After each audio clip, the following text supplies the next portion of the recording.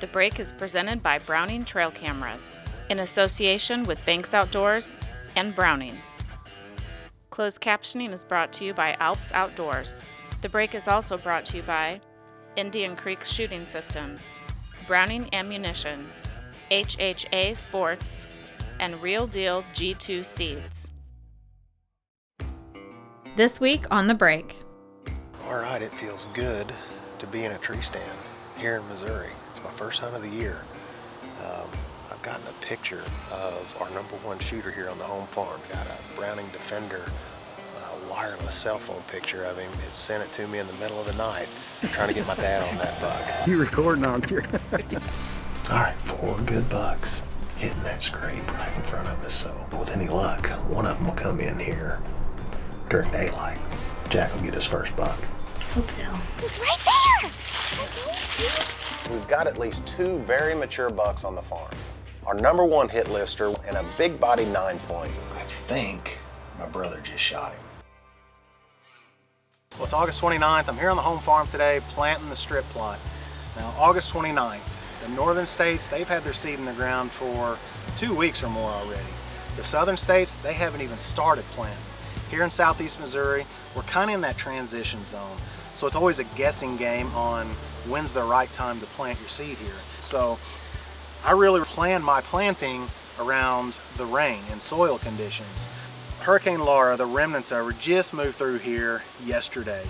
We got about 1 inch, 1.5 inches of rain.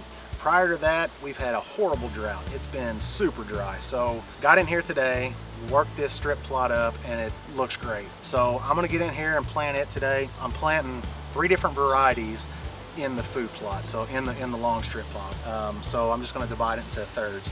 On this end, the far west end, I'm gonna put the radishes in there this year. And then in the center, we're gonna do the extreme brassicas, and the east end, which is gonna get the Greenfields Plus. So it's a good time to plant this. I'm gonna get going. Done. This year we've got 3 different varieties in the strip plot. On this far east end, the end that I always hunt, Real Deal G2, Greenfields Plus. In the middle, right in that little bitty valley, we've got extreme brassicas. And then on the very west end, we've got deer radishes. So not only am I planting it a little bit different than I have been, but the whole food plot is gonna hunt completely different this year. And I mean, not completely different, but it's gonna hunt differently because we've had a major storm blow through here this spring, and it blew out. You can see the stumps in the ground. 1, 2, 3, 4 pretty good sized trees. Part of their trunks are laying in there, they're rotten, so we're not cutting them up for wood. Nevertheless, it blew this corner out. All right, the gate plot is right up there. You can see that Banks blind. Now we can start hunting this during gun season. We can cover not only the gate plot in that Banks blind, but we spin around. That is our view. We can cover the majority of the strip plot as well during gun season, hunting out of that Banks blind, except for a few little nooks and crannies on that far west end. Nevertheless, we can see the whole end of it, so it just created a awesome hunting opportunity for gun season. So super excited about that. We also widened this walkway out a little bit when we took those trees out. Just brought the big bush hog in here and cleaned it up, but there's the Banks blind. Hopefully somebody's gonna kill a deer from that blind, and why not be in the strip plot hunting over the Real Deal seed. All right, it feels good to be in a tree stand here in Missouri. It's my first hunt of the year. October 24th, evening hunt. I'm sitting on the strip plot. I've gotten a picture of our #1 shooter here on the home farm. He come in, he's been gone since, gosh, I guess early September, maybe, late August. But he showed back up last night. I got a Browning Defender, a wireless cell phone picture of him. It sent it to me in the middle of the night, but he was in the gate plot right up there. Now you may wonder why I'm not hunting in that nice warm Banks blind right up there. I'm trying to get my dad on that buck. So Dad is actually on his way out right now. It's a nice evening, man. It's about 45 degrees. Deer could be moving. He was in there last night, so who knows? He may be in there this evening, and maybe he'll get a crack at him. I'm not gonna pass him if he shows up down here, but he hasn't been in this field yet. We'll see what happens. There's another buck that he's a big-bodied, probably a 4, maybe a 5-year-old deer, just a small rack. He needs to be shot. He was in this field checking out that Hodag licking stick. I've got several out here, and deer are just all over them. For as long as I can remember, the Browning name has meant something to people in the outdoors. So when I went looking for a trail camera that I could depend on, there was only one name that came to mind: Browning Trail Cameras. So if you're looking for a trail camera that's easy to use, is unbelievably reliable, and takes amazing pictures and videos, there's only one brand that I trust: Browning Trail Cameras. This segment is brought to you by Hunter's Specialties. Got a Browning trail camera 15 yards from the tree here that's facing the fence, low spot in the fence. Deer always cross right through there. And our buck hasn't crossed there, which stinks. We got 3 does that I can see. They're just feeding in the corner of that cut corn, which is planted in wheat right now. Looks like they're gonna move the same way that buck did, so we got about 20 minutes left of daylight. So hopefully something happens quick. I don't think it's going to, but you never know. Nothing happened, and that's not good because youth season opens the next morning, and my youngest son Jack has decided he's ready to hunt this year. Hopefully things start picking up soon. All right, it's the opening day of Missouri's youth season. Jack and I are here in the Banks blind for this evening's hunt. We hunted this morning, didn't see a single deer. But our luck hopefully will change here in the Banks blind up on the gate plot. Why?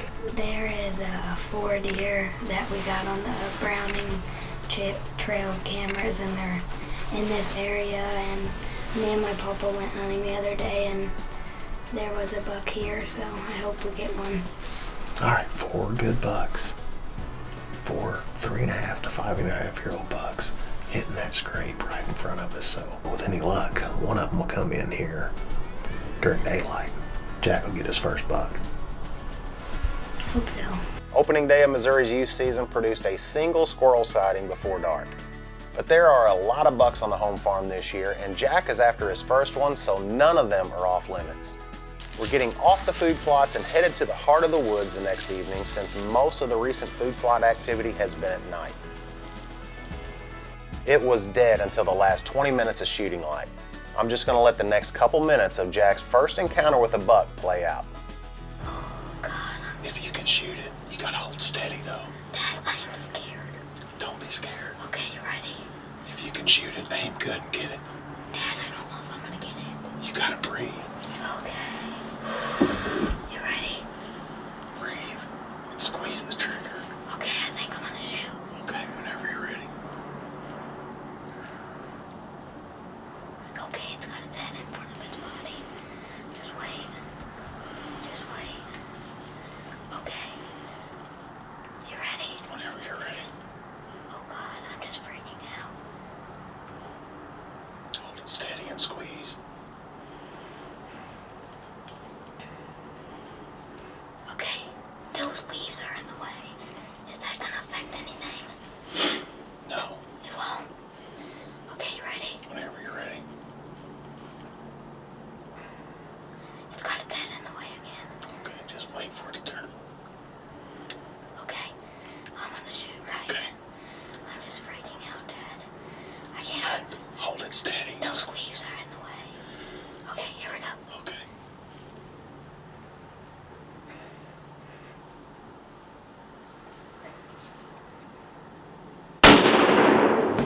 I got it! It's dead! Dad, it dropped! Dad! Dad! It dropped, didn't it? Dropped. Dad! Dad!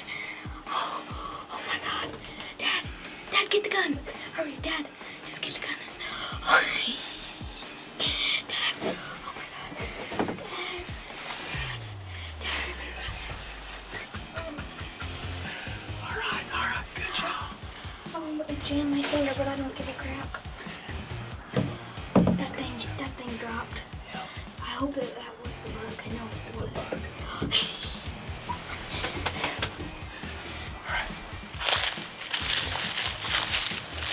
Yes, it is. It's right there. Right there. That's him, bud. Let's go get our hands on him. What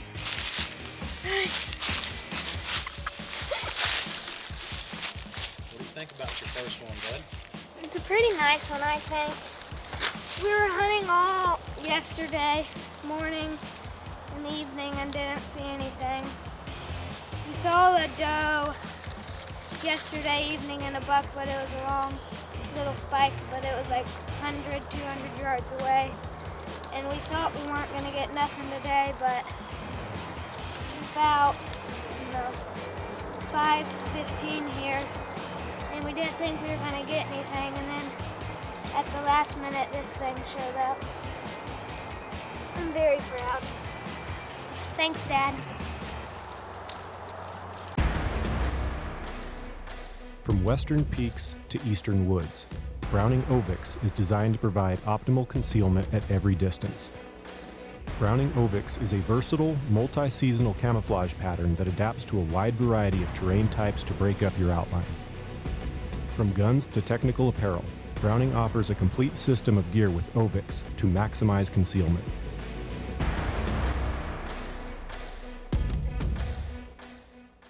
This segment is brought to you by HHA Sports. Well, it is the evening of November 6th, and it is hot. It's mid-70s today. I'm sitting here in a t-shirt. I've got some iced tea right here. Other than it being so warm, I'm sitting comfortably in this Banks blind. It's sitting over the standing cornfield right behind my parents' house. It's the same cornfield that we have that condo blind. You've seen us hunt out of that before on the break, but it's right up there, about 120 yards from me.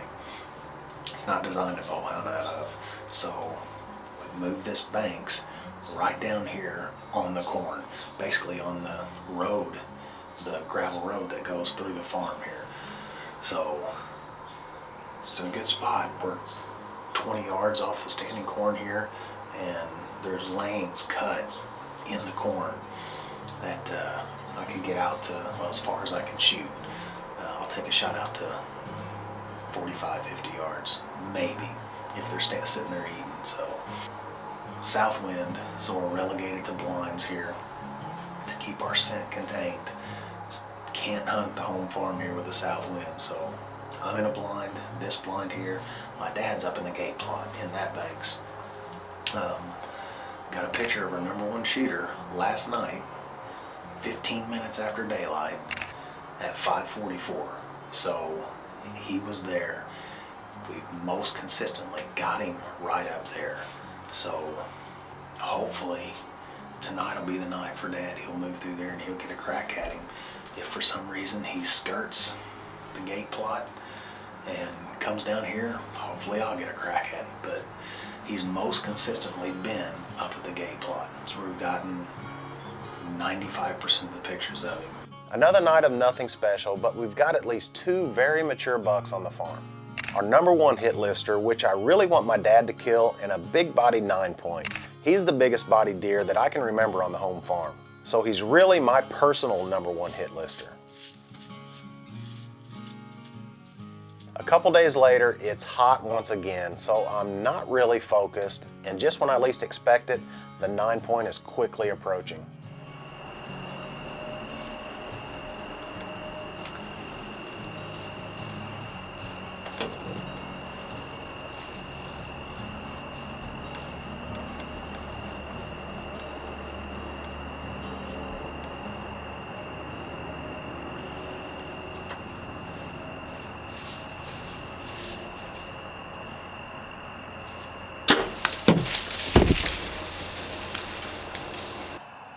Well, I'm headed back to the house. I wanted to get away from the stand as far as I could and stop here while there's still a little light and tell y'all what happened. I hit that buck high, and I know exactly why. Last night, when those deer were moving through, I was just ranging and practice pulling back, drawing back and everything. And what I discovered last night is that banks is so dark in there when it starts getting low light that I can't see the dialer on my bow sight. I've got a single pin sight, an HHA, and I just can't see the numbers when it's so dark. So last night I decided, when it was low light, that I would just set my sight on 25. The scrape is right at 28. The Hodag licking stick is right at 22. So I figured, all right, if I put it on 25, I'll hold a tiny bit high at the scrape and I'll hold a tiny bit low at the Hodag, and we're in good shape. Well, I normally keep my sight on 20, but that buck came in so fast, I completely forgot. I didn't put my sight back to 20 last night. I left it where it was set at 25. And because I always have my sight on 20, I just thought it was on 20 as usual. As soon as I hit that buck, I knew exactly what happened. And sure enough, my sight was still on 25. I thought that buck was coming in so fast I couldn't see in there. I wasn't worried about it. I knew it was 28, so I knew that I would hold about 4 inches high, 5 inches high with my sight set on 20. It was set on 25, and I hit him high. I saw him take off through the woods. I had a nocturnal, and he went down, and he went about halfway up the hill. Light went out. I don't know if the arrow fell out or if he fell down. I just don't know. But I wanted to get out of there as quickly as I could, giving him a good hour, and I hope he's laying there. It's the same buck that came in this morning. So he's the 5-year-old 9-pointer. It's frustrating.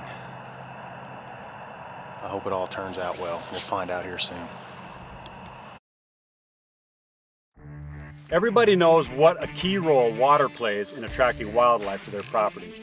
So if you want to make your property the preferred place of watering for whitetails, then Banks Outdoors Wild Water Mineral Supplements are for you. Wild Water Mineral Supplements come in 5 great flavors and are loaded with electrolytes and probiotics, reducing the effects of dehydration and disease on your deer. Keep your herd happy, healthy, and hydrated with Banks Outdoors Wild Water Mineral System. This segment is brought to you by Avian X, Real Deal G2 Seeds, and these fine sponsors. It's November 9th. It's an afternoon hunt. I'm here in southern Illinois. The buck I shot last night, I didn't find it. We give it about a little over 2 hours last night. I shot it at 5:15. We went back out there about 7:15, 7:30, something like that, to just see if we could see any blood around the point of impact where I shot it. Didn't find any, so I decided, you know what, I'm just going to walk up to where I last saw that lighted knock and see if I can see it glowing there and take a look. And maybe my deer's laying there, if I was lucky.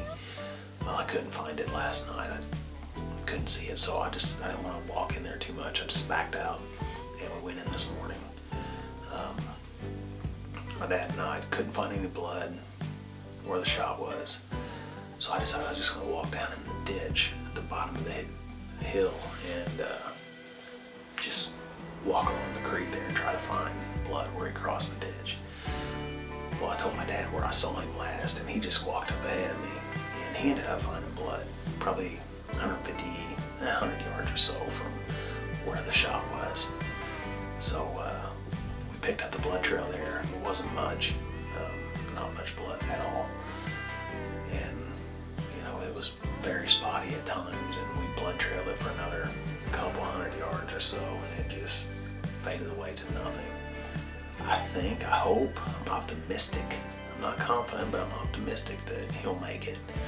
And I'm hopeful that I'll get a Browning Trail Camera's picture of him here in the next week or two, or few days, hopefully. And then, it'll make me feel a whole lot better because I actually feel sick right now. I just didn't even really want to hunt today, to be honest, but, so you get bucked off, you got to get back on the saddle, so that's what I'm doing today. I didn't hunt the next morning because I couldn't stop thinking about the buck that I wounded, and I wanted to check my Browning trail cameras at the home farm to see if he's still around. To my relief, he's back. Not only is he back, but he was back in the same food plot the night that I shot him. I don't know why I didn't check the cameras the morning after I shot him when I was up there looking for him, because I could have saved myself a ton of stress. But the good news is he's alive, and now I'm laser focused on killing him. I hunted him hard for the next 5 days before the Missouri gun opener and never saw him. With the opening morning of gun season upon us, I'm back in the gate plot once again. My dad is sitting over the standing corn in this condo blind, and my brother Kevin is in a banks blind in the middle of the farm.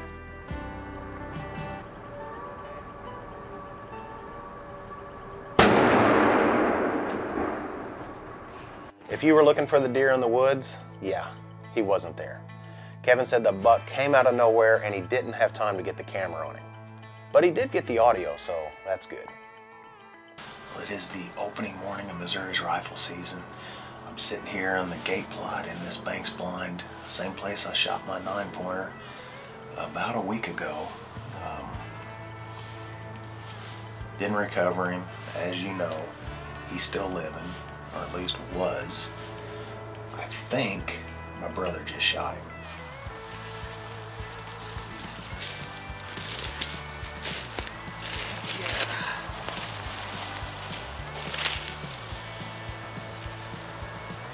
All right. Well, this is the buck that Derek stuck earlier this week, and he got him on trail camera after he shot, and he was still alive. And he worked up behind me this morning and offered a tight shot through some limbs and was able to put him down. He didn't go, I don't know, 30, 40 yards, and he's down. So opening morning.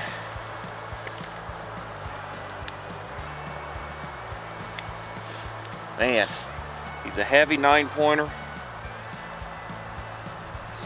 I'm proud to put him down. He's a good buck. Great buck for out here. I couldn't be more happy for my brother. He lives across the state and he doesn't get to hunt the home farm that much. This was his first good buck off the home farm, so I'm super happy that he got him.